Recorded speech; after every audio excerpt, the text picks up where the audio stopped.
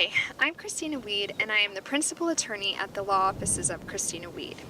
Last time, I discussed how to modify a revocable living trust. Today, I'm going to cover a few ways that you might be able to modify a trust that is irrevocable.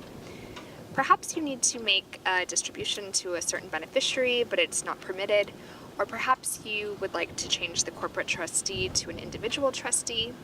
There are numerous other reasons you may want to modify an irrevocable trust.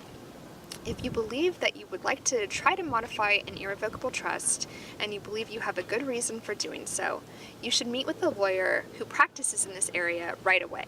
First, you will want to review the trust document with your lawyer to find out if the trust itself allows for such a modification and in what circumstances. If not, there are a few other options to consider. If the settlor and all of the beneficiaries consent to the modification, they can likely compel a modification. Or, if just all of the beneficiaries consent to the modification, they can likely compel a modification by petitioning the court.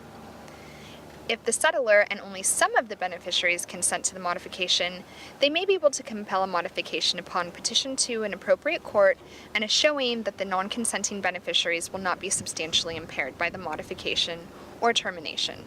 In some cases, a trustee or beneficiary may want to petition a court to modify or terminate a trust because of changed circumstances.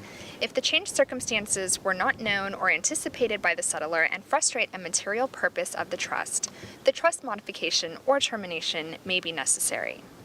Remember that it is possible that some of these changes or modifications may have unexpected or unanticipated tax consequences, so it is important to meet with an attorney who is familiar with the relevant tax laws.